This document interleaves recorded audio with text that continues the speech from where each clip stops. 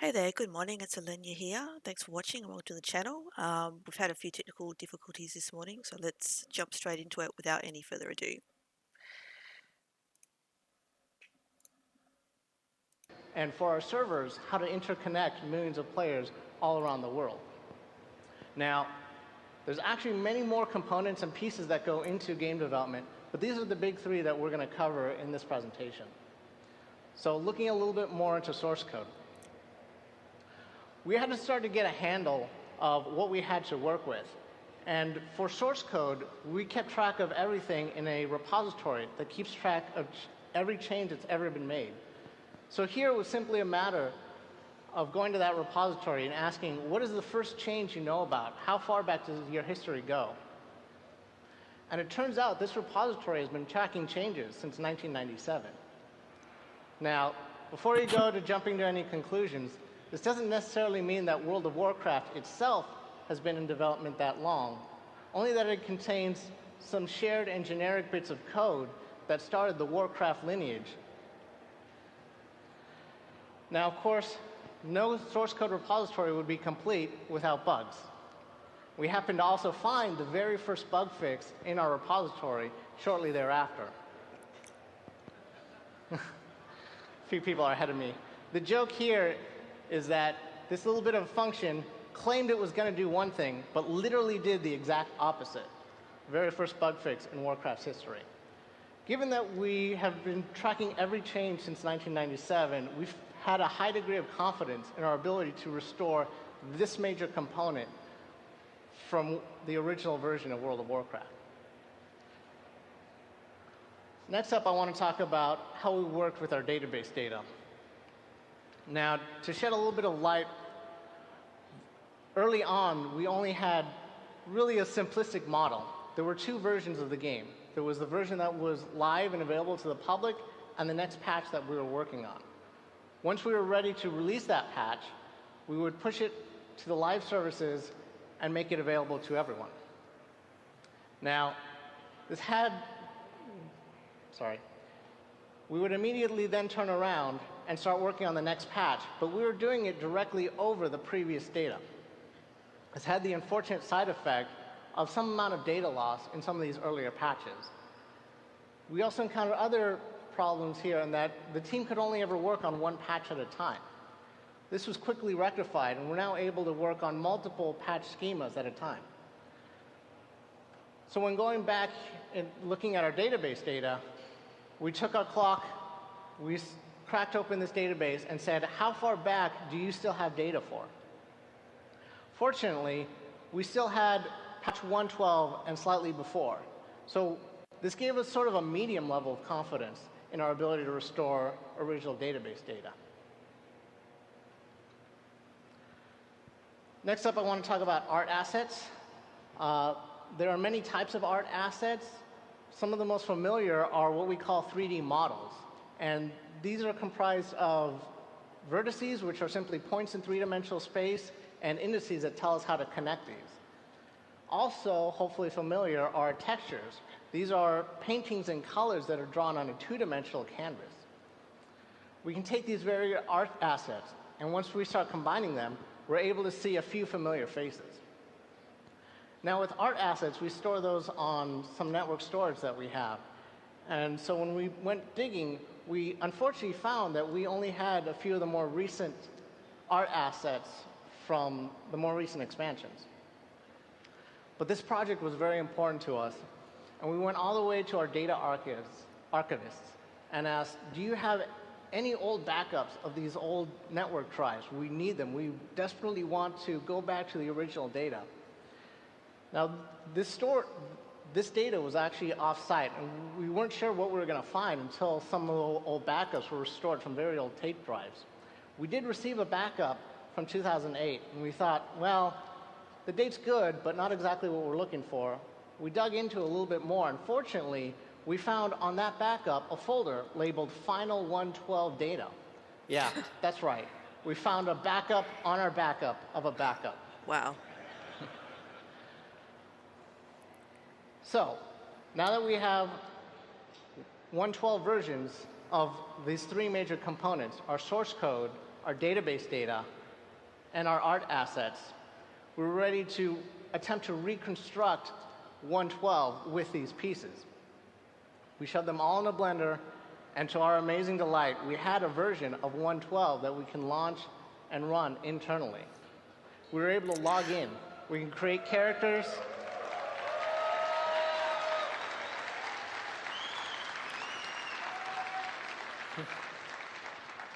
Could level up and do all the things that we remembered. This was an amazing milestone for us. But we then needed to take a step back and think about what this version really meant. It's important to understand that our services, that this version of the game was engineered for a much older version of the internet. This version didn't understand how to run in our modern Blizzard cloud. We also realized that our game servers don't operate in a vacuum. They're an integral and important piece of a larger Battle.net Blizzard network framework, which includes things like account management and authentication. This version was also unable to work in our content delivery pipeline, so there was no way we could put this version on our Battle.net desktop app. Again, without access to authentication, there were no login servers it could talk to. There was no way this version could talk to our customer support systems. You couldn't enter GM tickets. But really, most harsh of all was that every bug, every problem, every exploit would instantly come screaming back. And not only that, they would already be known to some number of malicious people out there. Clearly, this version, as it stood, as it was, didn't really reflect the highest levels of Blizzard quality that we come to expect. But we weren't quite ready to give up. We took a long, hard look at what we had built so far, and we thought a lot of what we don't like about this version is in the source code. It still had a lot that we really loved. We loved the database data, and we loved the art. So we gave ourselves a little bit of a thought experiment. What if we brought up our modern database data, our modern high-resolution art, and modern source code, threw away what we don't like about this version, strip out the more modern components, and simply layered what we liked about this old version on top of what we needed in our modern tech stack. I remember standing around a room where we all looked at each other, and no one was quite sure whether this was a good idea or not. Was this viable? Would this work? And the reason for that has to do with how these pieces sort of fit and integrate with each other. That in these seams and these interconnects, those have also changed and evolved and improved over time. So when we thought about this plan, we realized very quickly and early on that these pieces, they just don't fit. The new source code doesn't know how to load the old data. But again, we all love World of Warcraft. We all love those memories, and we all long to go back to it. So we gave ourselves a little bit more time and thought, is there really no way to kind of force this together? What would that even look like? We gave ourselves a little bit of research and development time, and we thought, well, let's just work on transforming this data, see if there's a way that they can meet in the middle. What does that experience look like? Should be a video clip of that.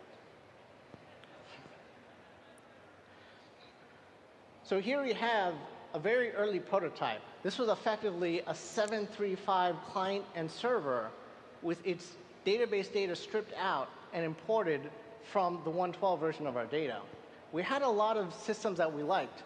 You could still cast your fireballs, you can kill creatures, the spawns from 112 were there. The drop tables had worked. A lot of the server-side elements were there, which included things like having to learn class abilities, even if you didn't have enough money to buy them at the time. True to form, you might have to leave and come back sometime later once you ground up that little extra copper. Now, of course, this was a very early prototype. We were forcing this data in, and it still obviously wasn't going to work out quite right as is.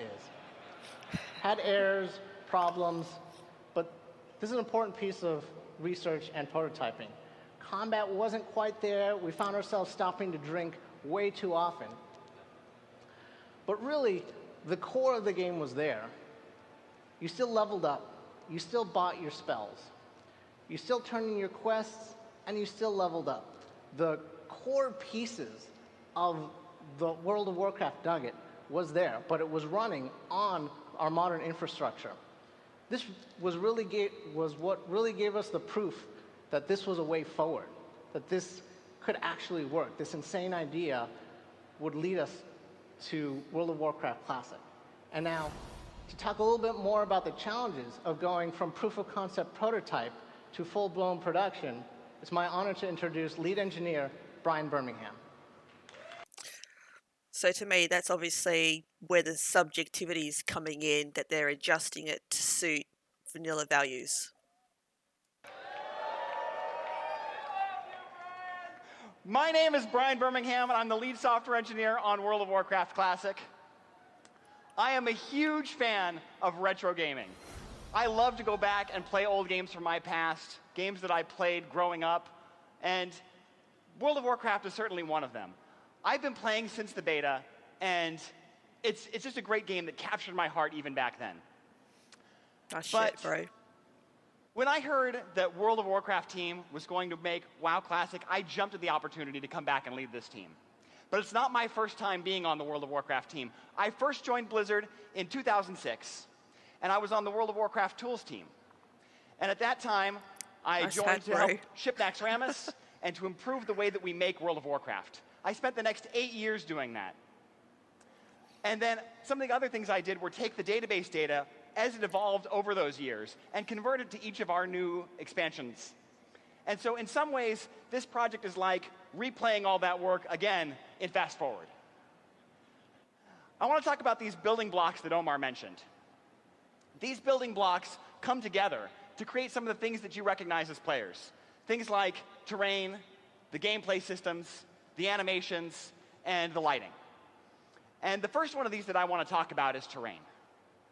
Terrain is the heights of the mountains and the valleys. It's the placement of the trees and the buildings throughout the world. It's the water that's in the lakes, the rivers, the streams, the oceans. And there's a reason why in the prototype that you saw from Omar, we were in Dunmoreau. And it's because that terrain was unaltered by the Cataclysm. So it weren't perfect for that first prototype. But if we were to venture just a little bit outside of Dunmoreau and into Loch Modan, you start to see some kind of funny things. Like these Threshodons that are supposed to be swimming, but they're walking around on land, and they seem to have built these little Murloc huts for themselves, and that's not right. There's also this purple cape on the gnome, and that's odd. That's not like an epic. That's missing texture purple. And I'll talk about that a little bit more later. For now, let's focus on the fact that the water is missing and that those are the wrong buildings. If we go to other places, like, say, Thousand Needles, we'll find water that shouldn't be there. And there's Kolkar camping underneath the water and building fires. So this is also not okay. So we said, okay, just like we did with the data, what if we take these terrain files, these old terrain files we found on that backup of a backup, and we fed them to World of Warcraft Classic, to our modern engine? Would this work? No. This doesn't work either. And the reason is those puzzle shapes that Omar mentioned. Things don't fit together. Imagine this is the shape of the 112 terrain data, and our 112 engine expects that shape. So if we feed it the 112 terrain data, it fits perfectly. Our reference client that we built understands exactly where to find all of these pieces. Our modern engine expects the same pieces, but in slightly different places. And so when we feed it and of course our modern terrain data fits it perfectly. If we feed it the 112 data, it doesn't fit perfectly. It finds some things where it wants to find them, like the terrain heights and the water and the grass, but it doesn't find the object placements from 112. It finds the new ones instead. So to give you an example of what that looks like, I have another video, again of Loch Modan here. So here you can see some of the buildings look okay. But as we start to fly out over the lake, which now has the water back, you can see some trees that aren't supposed to be there. Those are object placements. Those are burned trees from the Cataclysm. And then a tree flying in the middle of the air, and that's clearly not right. There's some misplaced buildings from Grim Batol. And if we turn back toward the dam, you can see the dam is shattered. And yet somehow, even though the dam is shattered, it's able to hold back the water. So here we said there's clearly more work to do here, and our modern tools come to the rescue. It turns out that we have modern tools that we've been developing over the last 14 years that know how to read our old terrain data. They also know how to produce our modern terrain data. And so then we can take that terrain data after it's been converted and give it to the modern engine. And then the modern engine finds everything that it expects to find exactly where it expects to find it. And now the dam is restored.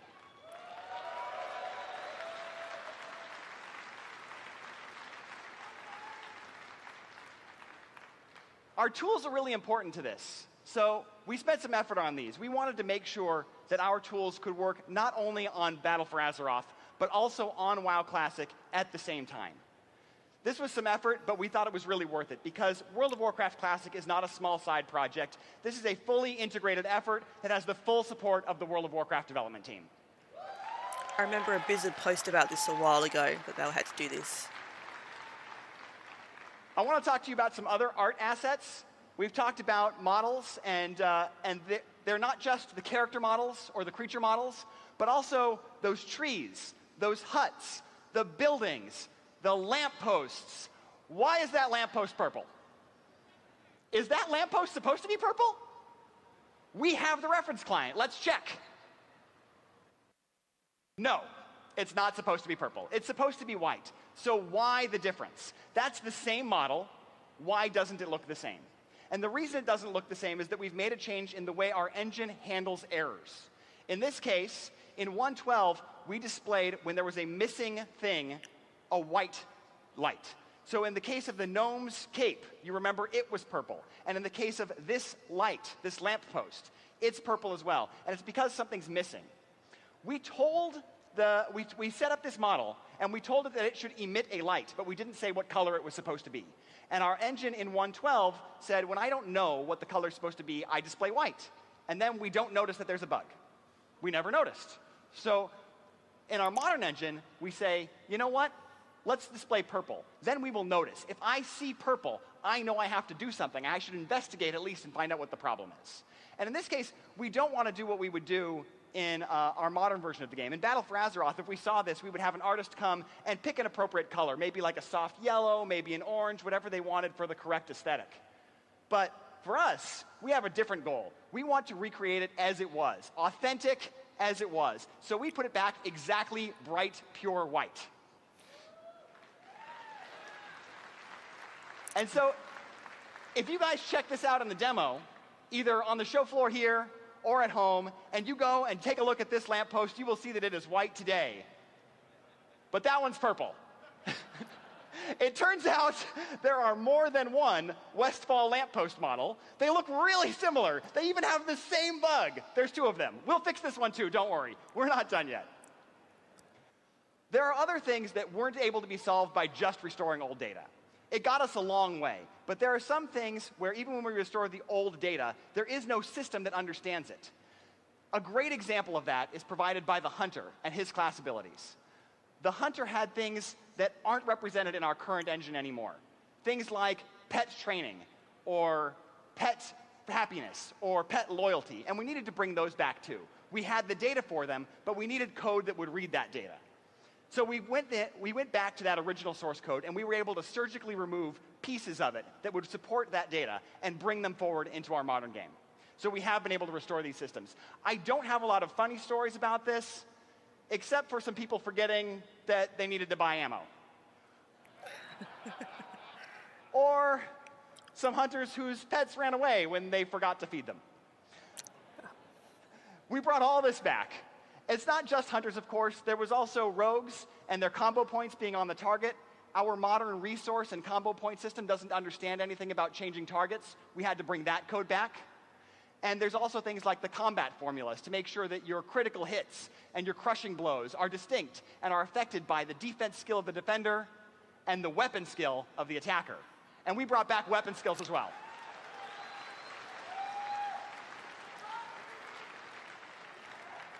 We brought back the code that levels up as you use them more, and the combat formulas that make them affect your chance to get a glancing blow. There were also animations. There's a pretty obvious bug here on this screen. that plane strider is dead. But he's standing up. I'm looting him. How am I doing that?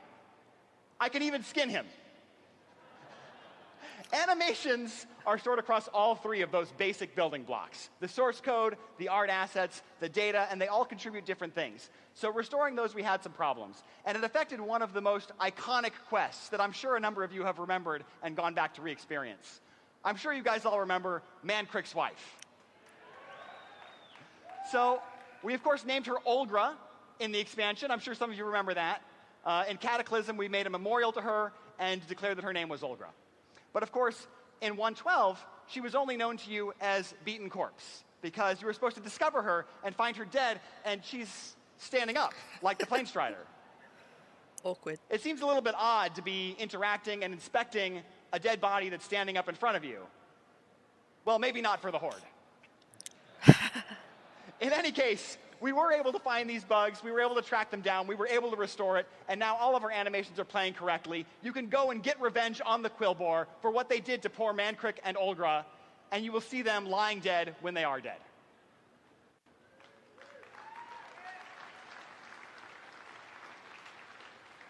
I also want to talk about some of our classic UI screens, like the character customization screen.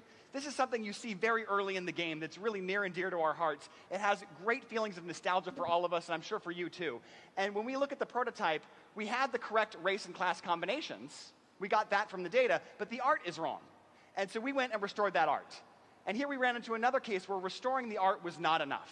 When we look at these two screens, they're a lot closer now, but the reference client seems to have almost a snowy effect, whereas the prototype here, or our work in progress rather, does not.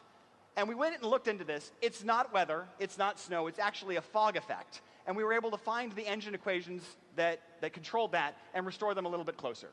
I don't want to promise pixel perfect perfection, because we might not hit it. But we are doing these side-by-side comparisons all the time, and we're going to work as hard as we can to get this as close as possible.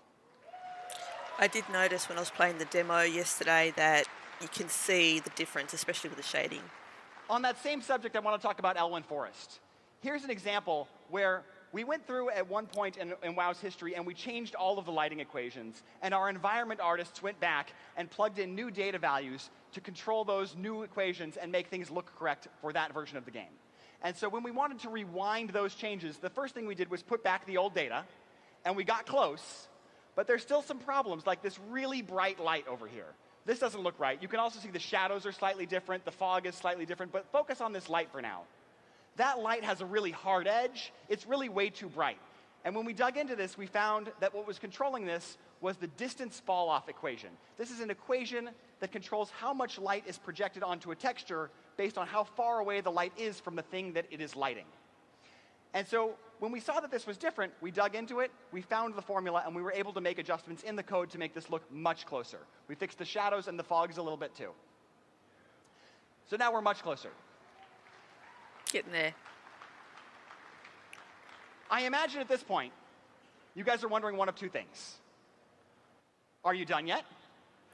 Or are you sure that it wouldn't have been easier to take that reference client and fix that? And I want to answer that second question first. A common theme in all of the problems and the bugs that we've encountered across this presentation so far is that they are visible. You can't fix what you can't see. So when we see these things, when we look at the modern version of World of Warcraft today, if I go to Battle for Azeroth and I take a look at it, I can see what is different between that and Classic. Like this trainer screen. It works, but it doesn't look right. We fixed it.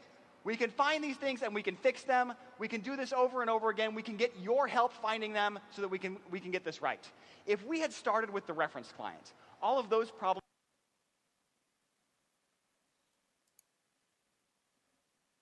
Didn't know what happened there.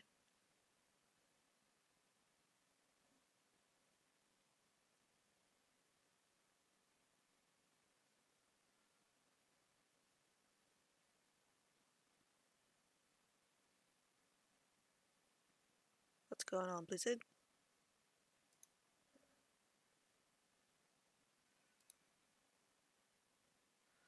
Let's try starting it again.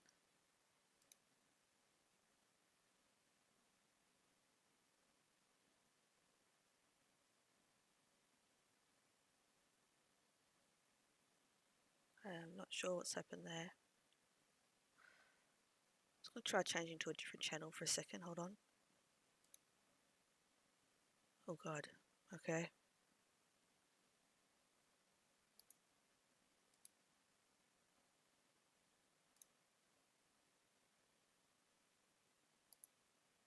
So working on WoW Classic, basically it's like almost in a consulting capacity. It's been a really fascinating experience as a designer.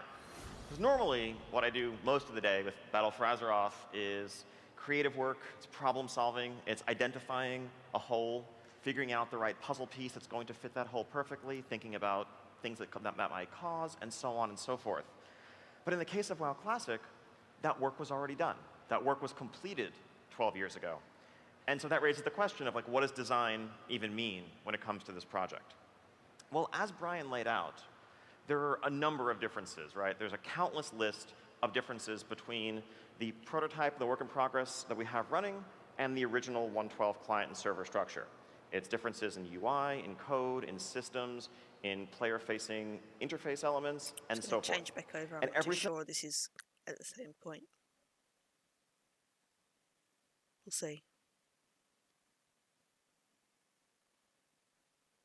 Parts of the experience. Oh, it is. Okay. And so before we began any of these decisions, we wanted to come up with a framework that would help guide us. And first and foremost, really, is authenticity as our goal. We want to create an experience that feels just like 2006 World of Warcraft. If someone was playing WoW in 2006 and they lay down and took a very, very, very long nap and woke up in 2019 and we sat them in front of WoW Classic, it shouldn't feel like an immediately different experience. You might wonder, like, why is this monitor so thin and all of that? But other than that, it should feel like the game that you know. Second, when it comes to authenticity, that's not just about things like weapon skill and crit and crushing blows and all that. It's also about the community. It's about the social dynamics that are part of what defined WoW Classic. We understand that that is a key part of the experience, and anything that might threaten to undermine those dynamics is something that we need to be very suspect about, and again, use authenticity as our guide. Even if it might seem minor at a glance, those small changes could have large ripple effects that would change the way players related to the world and to each other. Finally, we really had this 1.12 data that we've been able to restore, and we viewed that as almost sacrosanct. That's everything from, the world and the quest lines and the stories to individual player abilities, creature health, tuning, and so forth. There's some changes in code and architecture in the way the client responds to the server and vice versa, that if we let stand using the modern structure, might have caused this data to produce a different result when it comes to things like game balance. And we definitely worried that if we ever felt like the result was different in a way that compelled us to crack this open, it would very much be like opening Pandora's box. Because the second we start to substitute our modern judgment to solve problems from 12 years ago, we are deviating from our goal of a historical recreation of the game as it was and making something different. And that's something we want to avoid. So let me give you some examples of these problems as we dealt with them. A lot of these were really clear-cut. At the start of the project, we came up with a laundry list of literally dozens and dozens, over 100 items of ways in which the initial prototype that we had differed from the original experience. Some of these were just 5-minute, even 30-second conversations. Dungeon Finder. Of course we're not going to have Dungeon Finder or Group Finder in WoW Classic.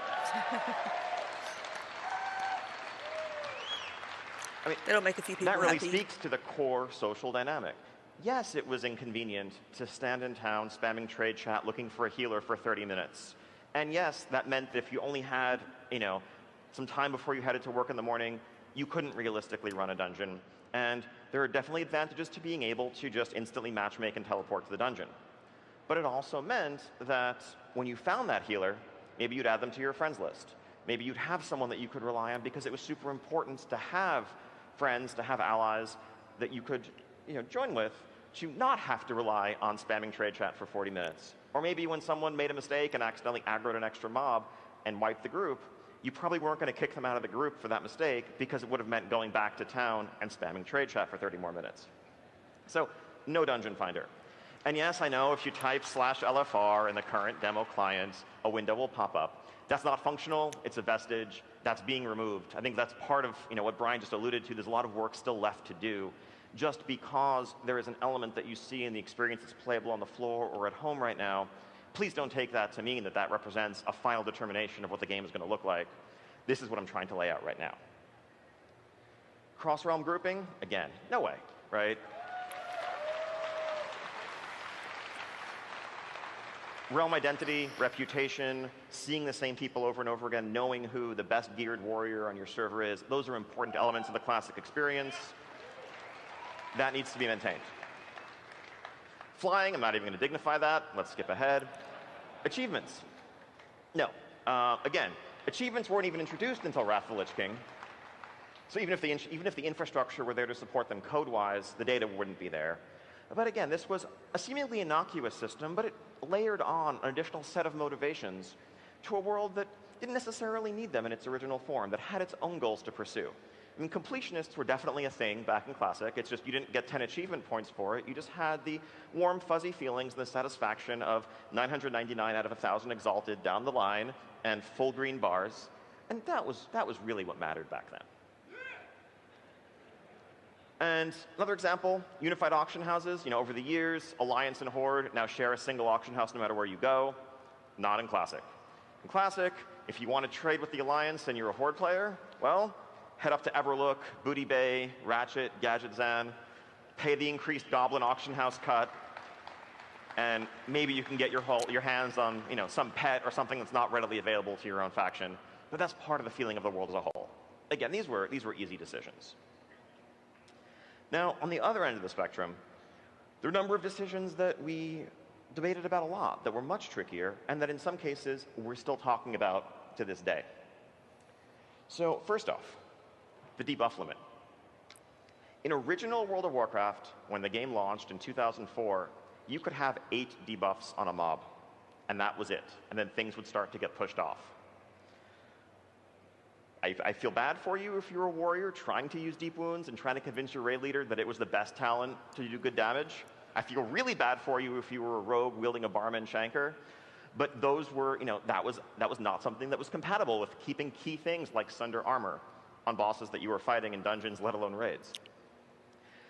We raised that debuff limit to 16 in 2005, but that's where it stood all the way until Burning Crusade when it went up to 40, and today it's like 255, effectively uncapped. Well, so what do we do here? Honestly, this was a technical limitation. I don't think this was an example of design values differing. This was just a question of how much memory was being used for each unit in the world and what could the servers handle at the time. It's honestly frankly not great game design to have a game where you have 40-player raids, where each member of that raid might apply up to a couple of different debuffs, and they're all fighting the same enemy, and you can only have a total of 16 of them at once with no real control over what gets pushed off. Not great. That said, we are restoring the 16 debuff limit.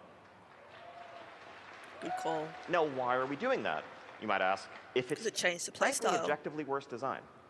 That actually implicates the third point on my original philosophy slide, which is we don't want to mess with the 112 data. We don't want to mess with balance.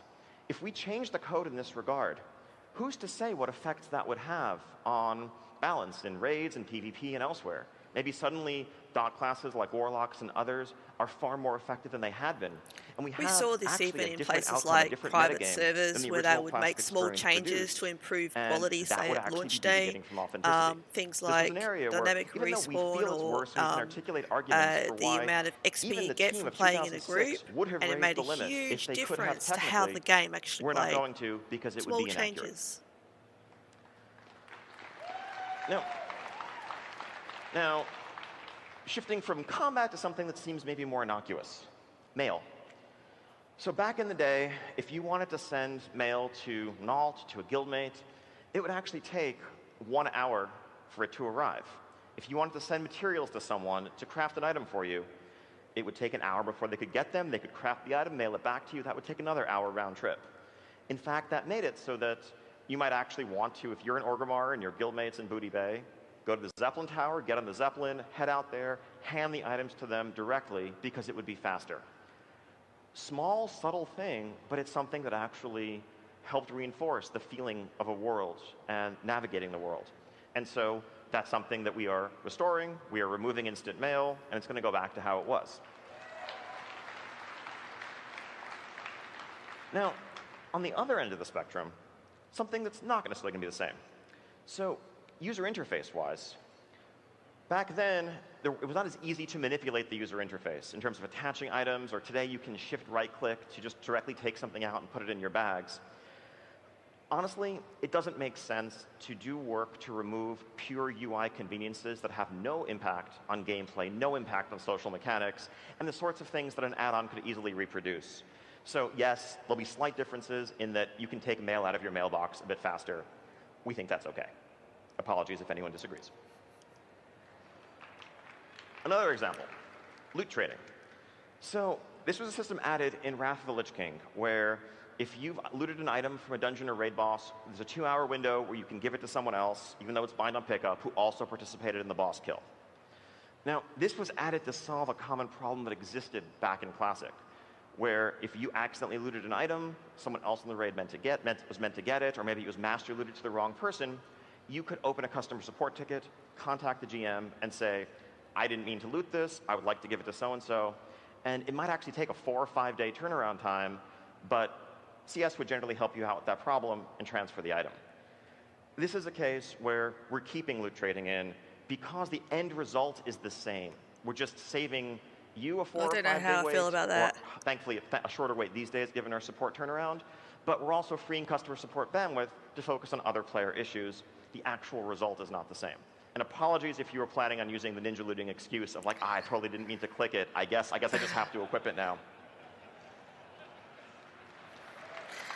It's a thing. It's a vanilla thing. I don't know if I know they're fixing it, but I don't know if we want it to be fixed. Energy regeneration worked differently than it did today.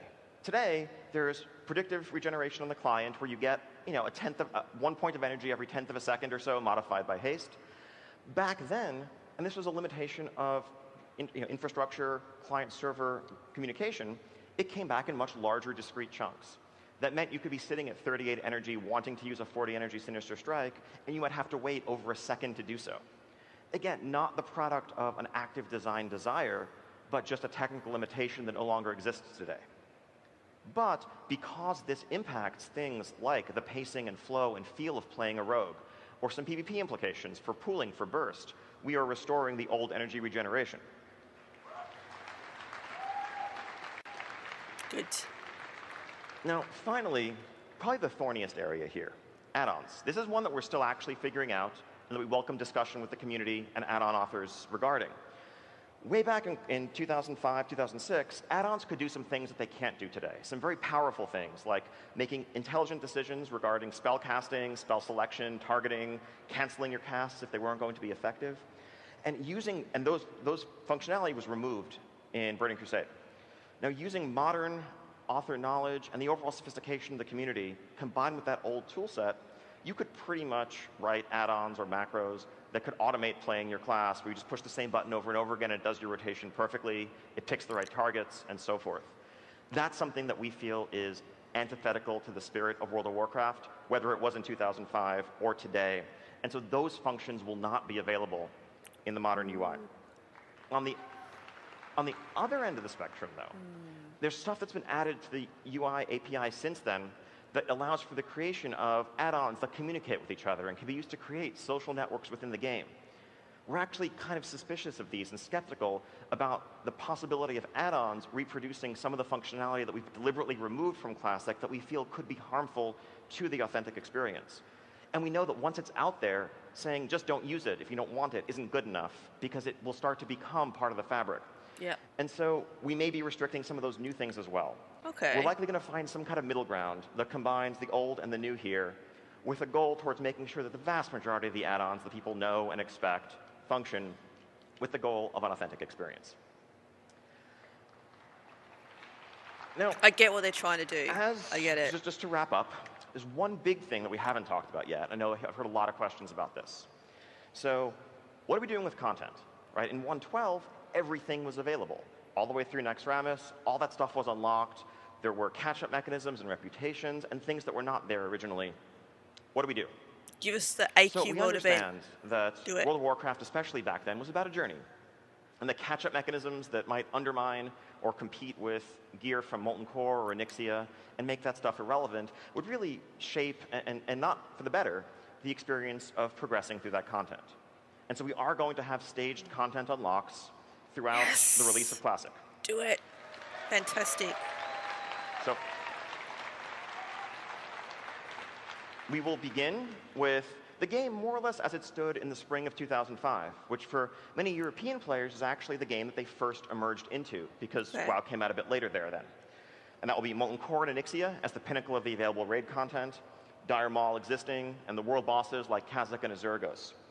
Notably, what will not be present, other than later raid content, is also the formal PvP reward system, including items from Battlegrounds and the High Warlord Grand Marshal grinds, because those actually overshadow a lot of the early raid gear. It's a big deal if you can just go into Alterac Valley and get an unstoppable force that favorably compares to the majority of weapons from the raid. There's something wrong about that. Now, when folks are ready for it, and this is something that we'll determine as the game evolves naturally and organically, we'll have a second wave of content that includes, whoops, skipped ahead a little bit, but whatever. Blackwing Lair, Battlegrounds, PvP rewards, and the 20-player raid of Zul'Gurub. After that, when folks are ready, Encourage 20 and 40, the Outdoor Silithus content, the so-called Tier 0.5 quest lines, and the Green Dragons. And yes, Silithus content means the opening of the gates of Encourage. Yes! And awesome. As we see the race to become the new round of Scarab Lords unfold. That's gonna and be then awesome. Finally, Naxxramas and the accompanying content. Again, exact timing of this to be discussed further, and I'm sure there's stuff that we're not accounting for that we've forgotten. Look forward to a dialogue with the community in the coming months to figure out exactly which bucket things should fall into and how this will all work out. So there we have it. That's where we stand awesome. today. Thank you so much for joining us for this look back and this look ahead to what remains between now and next summer. We can't wait to get back to the office after BlizzCon, listen to feedback from everyone playing the demo, and do everything in our power to get this wrapped up and into your hands as soon as possible. And we can't wait to join you in pre-Cataclysm Azeroth next summer. Thank you. Thank you. Thank you for attending Restoring History, Creating WoW Classic.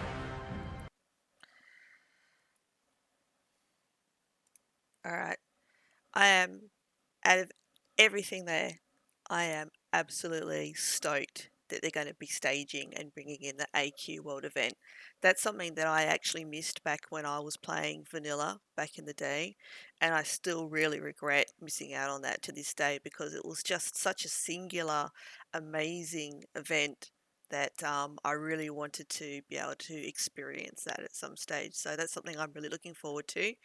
Some of the other things I really liked in there, they talked about the fact that there's a lot of technicalities involved in actually bringing classic WoW into the modern era. I certainly have noticed that there's been various posts on Reddit, various videos on YouTube from people actually trying out the demo on the floor or on the virtual ticket like myself, where these things have been cropping up, and there's been a lot of criticism around it, where people have just simply decided to go straight off into the deep end, claiming and complaining that there's definitely going to be this sort of content in the actual game when it goes live. Oh, Blizzard, what are you doing? You don't know what you're doing. Okay, that's complete crap. I honestly, I'm a little bit cynical. I've been around for a long time. I'm over 40. I've been gaming for a long time. I've been there when the internet came in. And if there's one thing I've really noticed, especially in today's online culture, um, there are a lot of people that seem to feel that the best way to get notice and attention online is to just go straight off the deep end into just ranting, complaining, bitching, moaning, just taking the most, excuse me, the most negative aspects they can get out of what they're seeing, and just completely inflating that and exploding it completely out of proportion to what the actual issue is. And I think that they do that because they want the attention to some degree. I think that a lot of the time they don't have that amount of conviction that they're presenting when they're talking about this kind of thing. It's not appropriate, it's not healthy. It adds to some of this very toxic culture that we have in some areas of the gaming community. If you're doing it, please stop. Just tone it down. Criticism is great, but you've got to put it in context with everything that is positive. And to me, watching what they're doing at the moment at BlizzCon with WoW Classic, having played the demo a little bit now, I can see what they're trying to do. There's a lot of heart in it. There's a lot of effort in it. I think they should be commended for that. Obviously, there's areas where they can't give us exactly what we're after, and that's just going to be how it's going to be. Even for myself, some of the stuff they're putting in, I know I personally am not going to be too keen about it, but you know what? I'm probably going to survive because overall, the whole flavour of the game, the feel of the game, the way that the game plays, the social aspects of WoW Classic when that comes out, I'm going to be pretty happy with that. And if there's little quirks here and there, I may feel perhaps on a technical level or make it exactly like Classic was back in the day level. I may decide that maybe I would have liked to not have seen some of these more modern things come in, but I really doubt that it's going to make any huge difference to the gameplay and the experience and the enjoyment. And I certainly think when it comes to things like the changes in the modern WoW, where they've brought in um, things that improve inclusivity, improve access to the game, even just things that are small to the average person that doesn't have an issue but are in the game, like color correction for color blindness. I 100% support those sorts of things being in. I think most people do, but I've got no doubt there's going to be people out there that are going to say, oh well, that shouldn't be in there because that wasn't in Classic. To those people, I really don't care what you think about that kind of thing because inclusivity is really important. You want to have everyone being able to enjoy the game. Anyway, I'm super excited. I really love seeing some of these details that they've brought out to show us today, and I'm really looking forward to getting back into the demo. If you've enjoyed these videos and you'd like to see a little bit more content, please feel free to subscribe. You know what to do. You can also follow me on Twitter for live updates. I'll still be producing quite a lot of content after BlizzCon is done. The Classic demo is going to be out for the better part of a week. I'll certainly be bringing in quite a lot of bits and pieces in regards to the gameplay style, plumbing into some of the details of these things that they've actually changed on Classic and look like they're going to be coming through when that actually launches. And I'll be talking a little bit more about classes and, of course, about the speed running that I'll be doing when launch comes out. So thank you very much for watching, and I look forward to seeing you in the game.